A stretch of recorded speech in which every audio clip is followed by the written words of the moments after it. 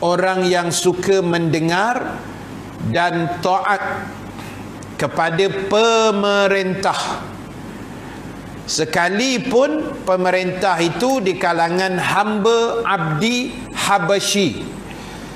Habasyi ini orang Habasyah, orang Ethiopia, orang kulit hitam legam.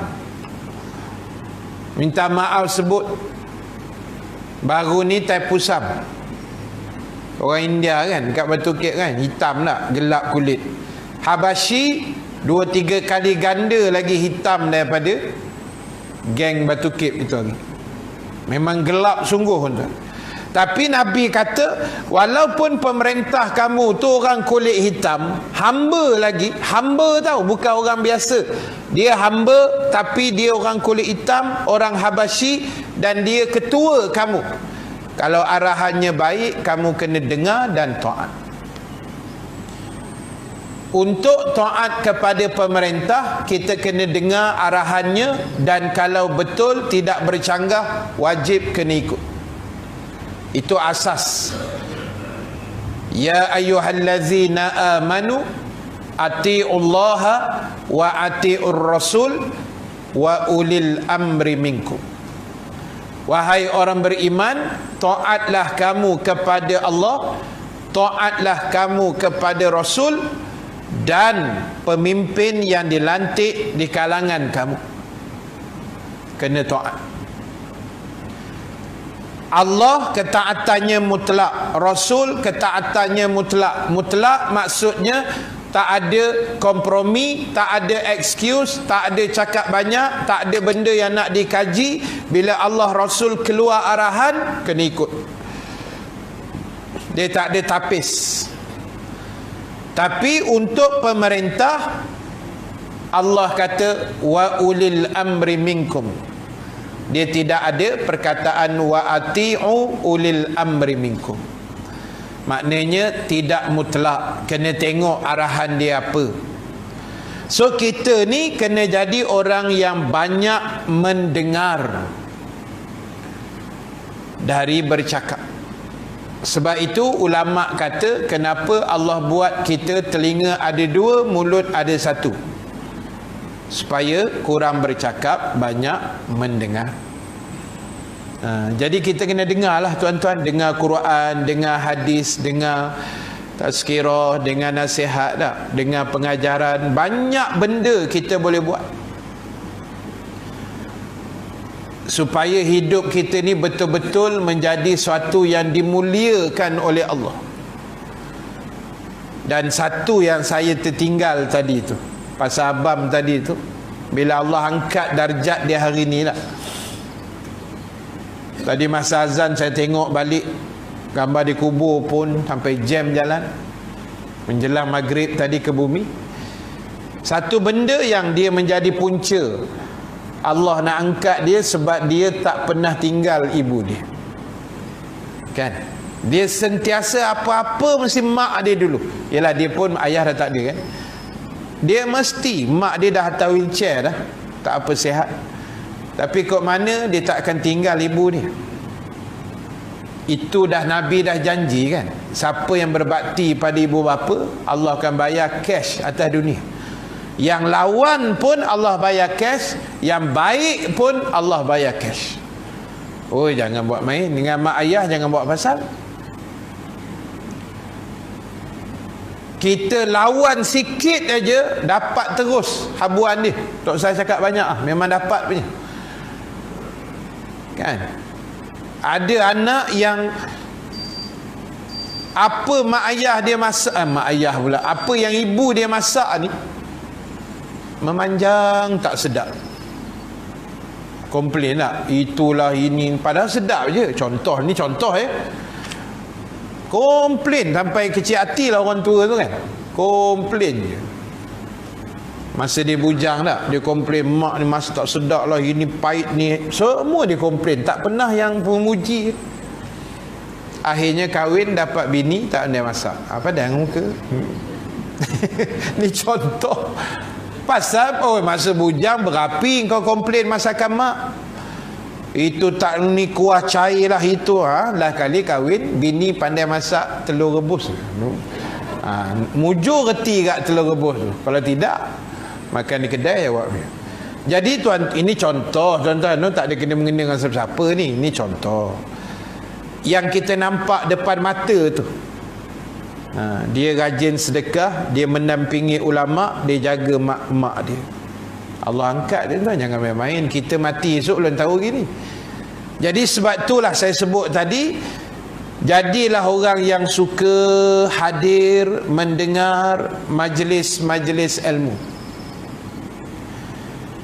Ni kita lagi 2 bulan lebih sikit nak masuk Ramadan.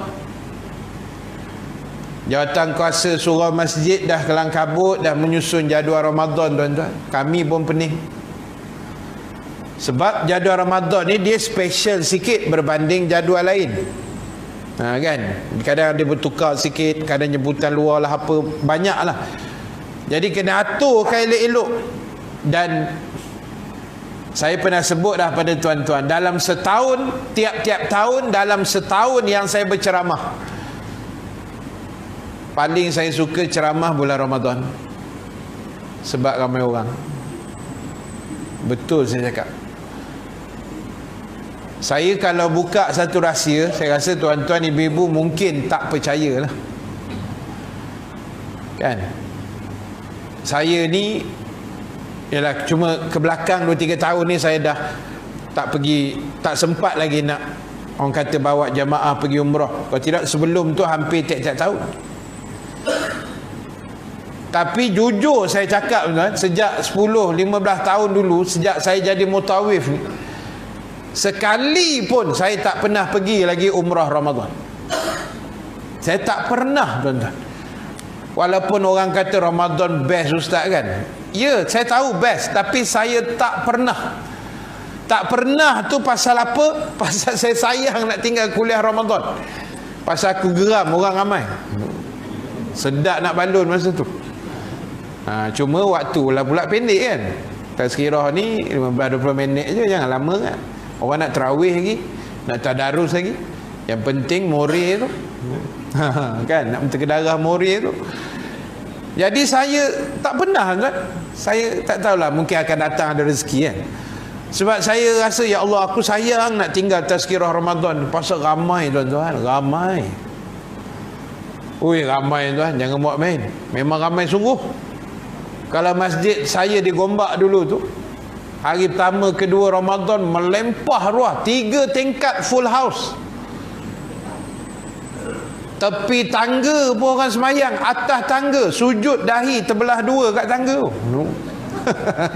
Ada yang semayang tepi pokok bunga kertas, celah-celah pasu, habis duri pokok kena kat dia, selamba tak rasa apa. Tepi kolam pun ada kan?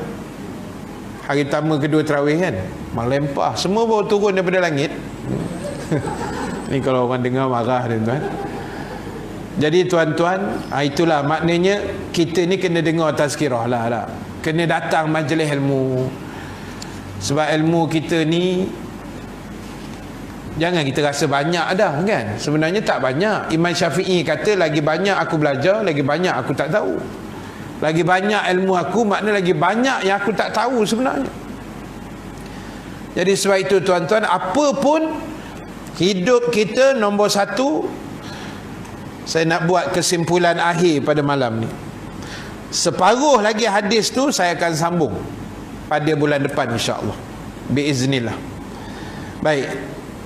Sikit lagi 2-3 minit ni saya nak tamatkan kuliah kita ni. Tugas kita ialah sebagai Muslim, pertama, jangan tinggal majlis ilmu. Saya benda ni saya ulang banyak kali. Belajar, kuliah, dengar syarahan agama. Dah hari ni kan banyak platform dia. Kita ada YouTube, ada Facebook Live, ada itu, ada ini, segala macam bentuk lah kita ada. Yang terbaiknya macam ni lah, kita hadir berjamaah kan, menadah kitab, dengar ataupun duduk dengar. Sebab bila kita mengaji ni sebenarnya banyak benda yang kita dapat. Bila kita duduk dalam rumah Allah ni, banyak pahala yang kita dapat. yang kadang-kadang kita pun tak sedar pahala tu. Macam malam ni tak, kita niat iktikaf.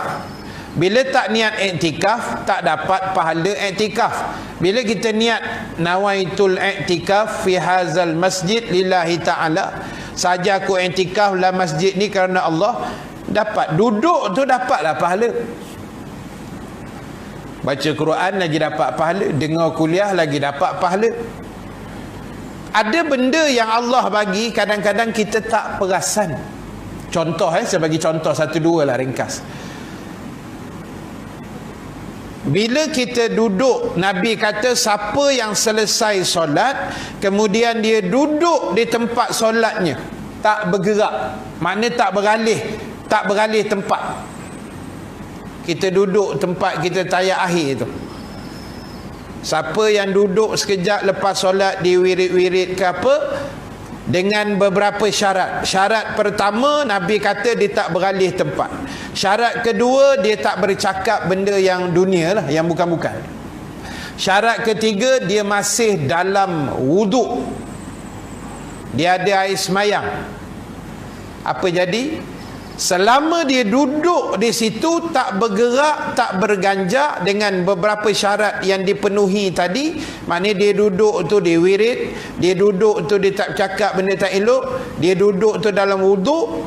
Nabi kata selama tempoh tu, malaikat mendoakan dia dua benda. Malaikat akan doakan kita yang duduk lepas solat tu sekejap, dua benda yang tu saya kata kadang kita tak perasan benda tu. Tapi Allah bagi, walaupun kita pun perasan ke tak tahu ke, Allah bagi juga. Allah ni baik. Bukan nak nanti tahu tu baru Allah bagi. Tak tahu pun Allah bagi juga. Apa yang malaikat doa? Dua benda. Yang pertama, malaikat kata Allahumma ghafir lahu. Ya Allah, ampunkan dosa si fulan ni ya Allah. Yang kedua, malaikat doa Allahumma arhamhu. Ya Allah, rahmatilah si fulan ini.